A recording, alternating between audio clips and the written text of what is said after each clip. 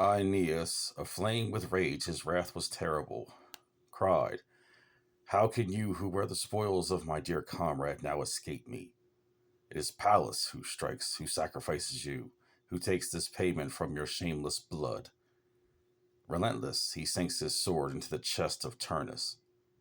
His limbs fall slack with chill, and with a moan, his life, resentful, fled to shades below. That is the end of book 12, and with that, I have at last completed Virgil's Aeneid. What do I think about it? Well, I never can quite get used to this particular poetic setup. Um, that is my one gripe with the book. My second gripe is they do a lot of build up at book 12 to get the Turnus and Aeneas fight, and it's like maybe a page and a half. Those are my only two problems, though. Um, I don't know if this translation by Alan Mandelbaum is considered the best by classicist or not. Somebody can let me know. But um, everything else about this book I loved. The entire journey of Aeneas from Troy at the end of the Trojan War, because he's a Trojan. If you haven't read this book before, few pointers slash spoilers. Aeneas, Virgil was in ancient Rome. He wrote this book as sort of like Rome propaganda to sort of show a fascinating sort of action adventure story of how Rome formed and how Rome is descended from Troy. So if you don't know anything about the ancient Mediterranean world, everybody apparently wants to be descended from Troy for some weird reason. They ended up being the losers of the Trojan War, but everybody wants to be their great great great grandchild. Go figure.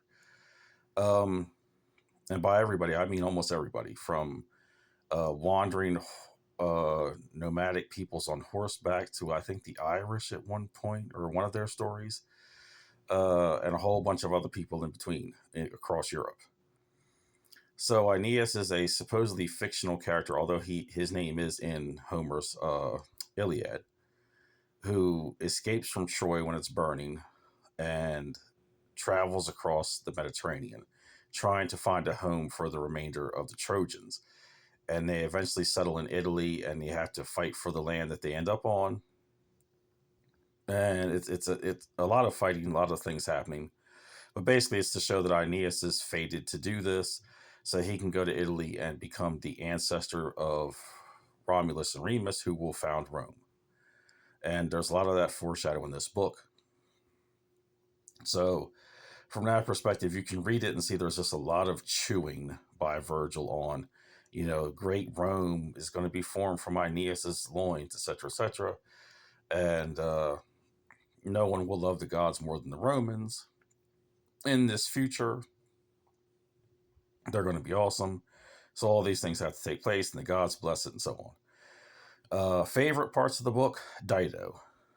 I loved Dido. And what was going on with Carthage, which was brief, but I loved it. Aeneas' descent into the underworld, awesome, just plain awesome. Camilla, loved Camilla, amazing. Uh, really needed more of her.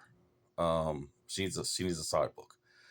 Uh, the action at the end is really good, well described. It's just it's all supposed to lead up to Turnus and Aeneas fighting, and then by the time that happens, the book comes to an end. Um, and it ends. Spoiler alert. So stop right now. It ends with Aeneas killing the mess out of Turnus with outright rage. Um, Supposedly Virgil didn't want this book published, or he wasn't finished with it, or whatever. I'm not sure just off the top of my head what the details are with that. So this book does kind of just end. It just ends, and it's pretty sizable.